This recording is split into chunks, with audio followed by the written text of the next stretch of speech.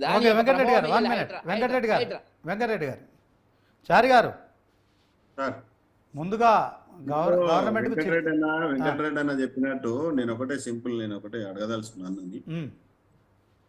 ఏ పేదోడికి గుడిసెలు కూడగొట్టి మేము ఇబ్బంది పెడుతున్నాం అంటున్నారో ఫస్ట్ పేదోడి జోలికి పోలేదు. ఎక్కడైతే ఎవరెవరైతే హైడ్రా కమర్షియల్ గా ఎవరైతే ఉన్నారో నాగార్జున గారిని లేకుంటే అటువంటి కమర్షియల్ బిల్డర్స్ ని కూలగొట్టినప్పుడు అందరూ సప్పట్లు కొట్టినారు, వాస్తవమే. కానీ ఇవాళ అందులో పేదోడు కూడా వచ్చినప్పుడు ఇప్పుడు నేను ఒకటే సింపుల్ చెప్తున్నా, వాళ్ళకి పునరావాసం కల్పించి వాళ్ళకి డబుల్ బెడ్రూమ్లు ఇల్లు ఇచ్చి అక్కడ వాళ్ళకి నివాసాలకు తరలించడానికి ప్రయత్నం చేసేది కూడా తప్పేనట్రా? అంటే ఇప్పుడు నేను ఒకటే సింపుల్ చెప్పదలుచుకున్నది, వాళ్ళకు ఒక ఇల్లు కూలుస్తున్నాం అన్నప్పుడు డబుల్ బెడ్రూమ్ ఇల్లు కేటాయించి అక్కడ తరలించడానికి కూడా అధికారులు పోయిండ్రు కదా. అంటే మేము వాళ్ళ ఇల్లు కూల్చి మీరు రోడ్డు మీద పడిపోండి అని ఎక్కడ ప్రభుత్వం చెప్పలేదు కదా. వాళ్ళకి డబుల్ బెడ్రూమ్ ఇల్లు ఇస్తున్నాము, వాళ్ళు ఉండడానికి అవకాశం కల్పిస్తున్నాము. అవకాశం కల్పించినప్పుడు కొన్ని రాజకీయ పార్టీలు ప్రతిపక్ష పార్టీలు మాట్లాడినంత మాత్రాన ఇప్పుడు సరైన నిర్ణయం కాదు. సరే మనం కూడా కేరళ లాగా 360 మంది చనిపోయిన తర్వాత నిర్ణయం తీసుకుందామా, లేకుంటే తమిళనాడు లాగా 10 రోజుల పాటు నీటిలో దిగ్బంధం అయిన తర్వాత హైదరాబాద్ నిర్ణయం తీసుకుందామా?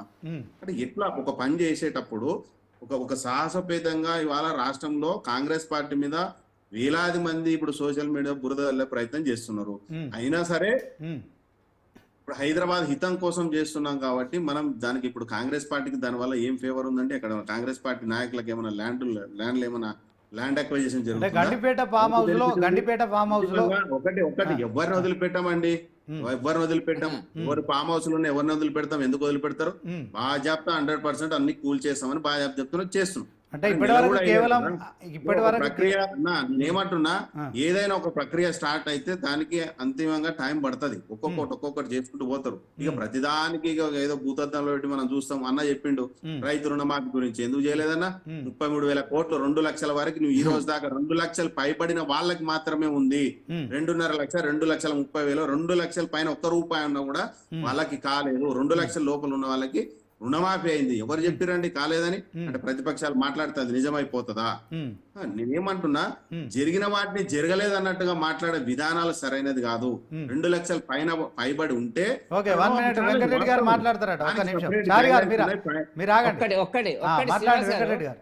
రైతు రుణమాఫీ మీద మీరు ఇచ్చింది ఏంది, అమలు చేసింది ఏంది, ప్రజలకు చెప్పింది ఏంది అనేటువంటి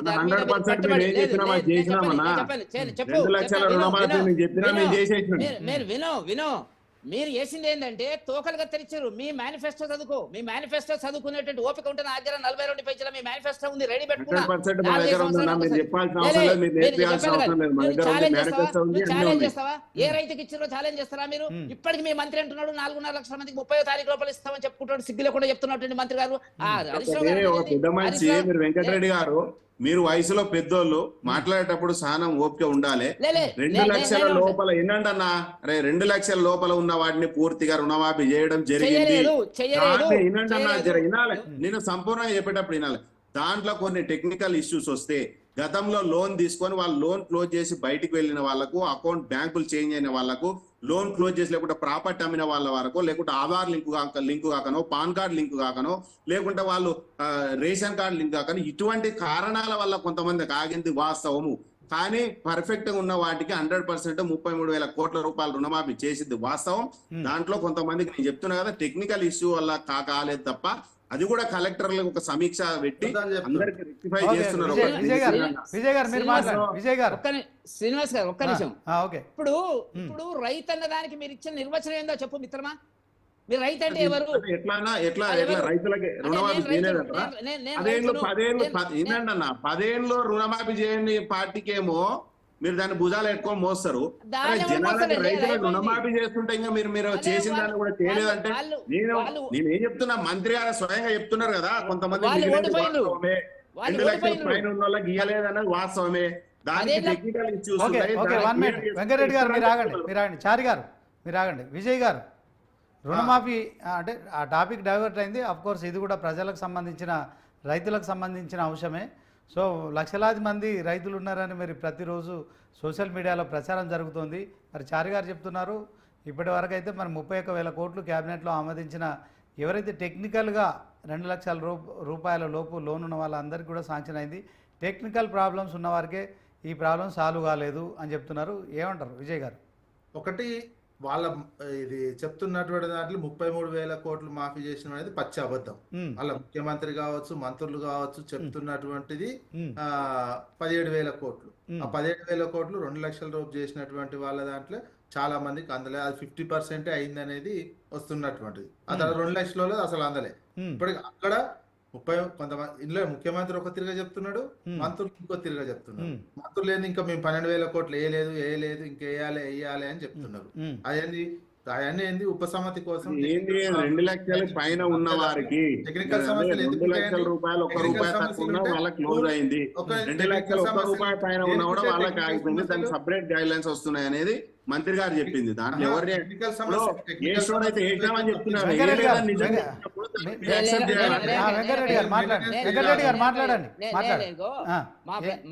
మా బ్రదర్ పేరు పాండురంగారెడ్డి, మా అన్న కొడుకు. ఓకే.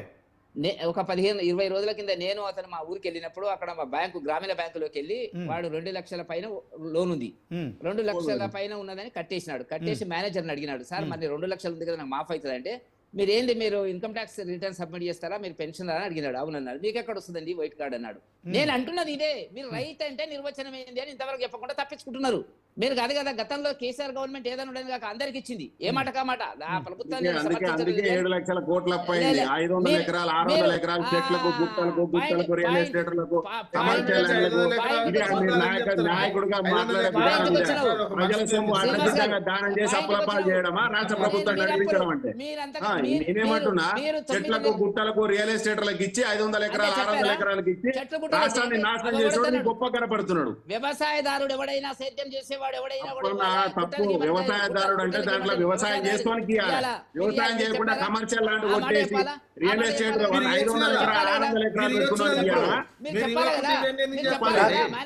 రాష్ట్ర సొమ్ము అంటే ప్రజల సొమ్ము, అది లేకుంటే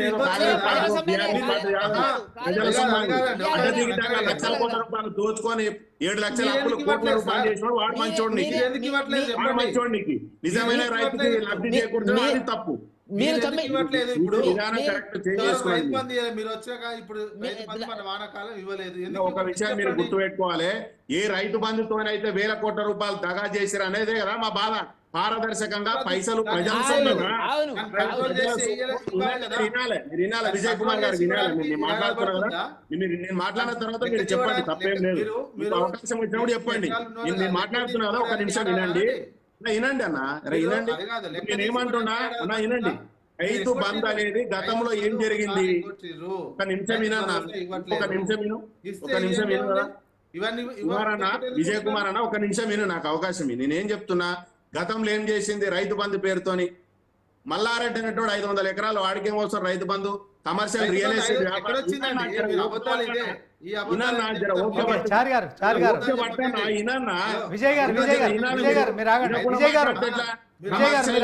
రియల్ ఎస్టేటర్లకి, మంత్రులకు, ఎమ్మెల్యేలకు, కమర్షియల్ కూడా మీకు రైతు బంధు ఇచ్చే రాష్ట్రం సంకనాకింది.